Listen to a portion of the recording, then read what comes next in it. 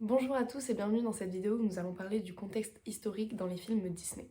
Donc tout d'abord nous allons commencer avec Cendrillon et Blanche-Neige qui sont deux princesses cultes du studio et qui ont un contexte historique très similaire. Ces femmes représentent notamment la soumission, la grâce et le romantisme. Leur but dans ces longs métrages est de sortir d'une situation délicate grâce à un prince charmant qui démontre fortement la dépendance et la soumission à l'homme dans les années 30. Disney met en avant uniquement les qualités physiques de ces femmes comme la beauté. Cendrillon notamment représente parfaitement ce rôle d'épouse parfaite, très docile, etc. En France, à cette période-là, il y a la guerre mondiale et l'idéologie du maréchal Pétain qui sont très en vogue. Donc les droits de la femme se perdent au profit de la femme parfaite au foyer, qui doit avoir des enfants, qui fait le ménage, etc. La caricature de Disney va plus loin en rendant ces femmes naïves, sans ambition, seules, maladroites et dépendantes dans plusieurs milieux tels que l'argent et les sentiments.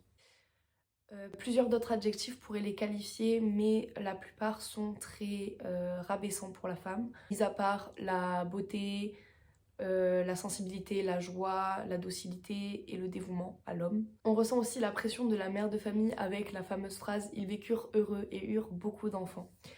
Heureusement, cette vision des choses a énormément changé au fil des années et aujourd'hui la femme n'a plus une grosse pression pour avoir des enfants. On le ressent notamment dans les Disney avec Mulan qui est une femme très forte et très indépendante de l'homme. Ensuite, pour continuer sur les femmes héroïnes de notre enfance, nous allons parler de la princesse Pocahontas. Le long métrage est très culte et il est sorti en 1995. Il possède des dessins merveilleux, de l'humour, l'une des plus grandes héroïnes Disney et des chansons que encore aujourd'hui on peut entendre des gens fredonner. Ce film vient à l'origine de la légende indienne Pocahontas, mais les réalisateurs ont pris une certaine distance avec cette fameuse légende. Pour commencer, nous allons parler de celle-ci. Donc Pocahontas, notre héroïne, était la princesse de la confédération de Powhatan. C'est très dur à prononcer. Mais Pocahontas n'est qu'un surnom. Elle s'appelait Matoaka, pardon. Son surnom donné par sa tribu plus tard signifie petit espiègle, qui signifie une personne vive, malicieuse et sans méchanceté. Ensuite, contrairement au film, Pocahontas dans la légende est âgée de 12 ans lorsqu'elle rencontre John Smith et qu'elle le sauve de la mise à mort prononcée par son père. Alors pourquoi les réalisateurs ont-ils choisi de créer une Pocahontas plus âgée? Donc il y a plusieurs hypothèses à ce sujet. Tout d'abord, une histoire d'amour entre un homme et une gamine, c'est un peu limite. Ensuite, les scénaristes ont préféré de mettre de côté son côté espiègle. Elle ne fait qu'une seule farce dans tout le film, le moment où elle renverse sa meilleure amie de la barque au tout début. Pocahontas apparaît comme une femme libre, indépendante, mais pleine de sagesse, notamment quand elle ouvre les yeux à notre bel anglais. Mais une enfant qui donne des leçons à un adulte, c'est pas convaincant. En tout cas, moins qu'une jeune femme. Enfin, on connaît les princesses Disney, elles ont toutes un beau visage, sont bien marquées. C'est des belles femmes, elles ont des menstruations généreuses et Disney a sûrement voulu garder ces codes-là.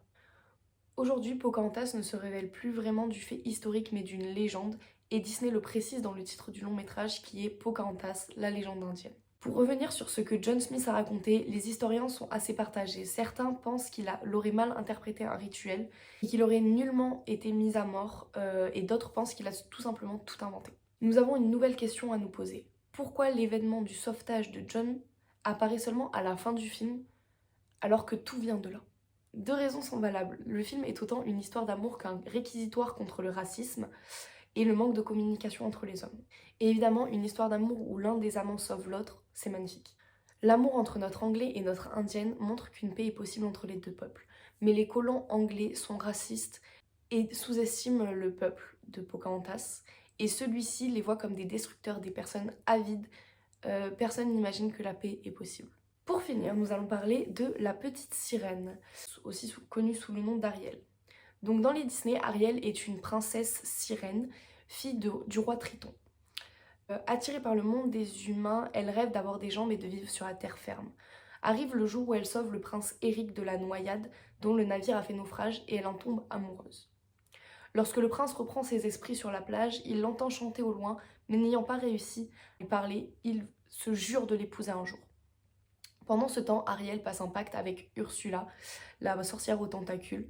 Celle-ci lui donnera des jambes en échange de sa voix si douce et si agréable.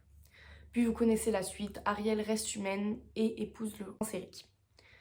Dans le conte de Hans Christian Andersen, le début de l'histoire est très similaire, mais le prince est contraint par le roi d'épouser la princesse du royaume voisin. Et malgré son amour pour Ariel, il accepte. Le prince finit par tomber amoureux de cette jeune femme. Les sœurs de la petite sirène, voyant Ariel triste et le cœur brisé, firent apparaître un couteau magique qui permettrait à Ariel de retrouver sa condition de sirène en échange de poignarder le cœur du prince. Mais la petite sirène, amoureuse, n'est pas capable de faire du mal au prince. Elle finit par se jeter à la mer et son corps se dissout pour se transformer en écume de mer. Voilà, vous connaissez les réelles histoires entre guillemets des Disney. Donc si cette vidéo t'a plu, je te laisse mettre un j'aime, commenter si tu veux.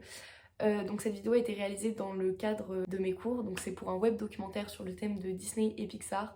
Donc je vous mets le lien du site où vous retrouvez des quiz et un escape game dans la description. Voilà, j'espère que ça t'a plu. À plus!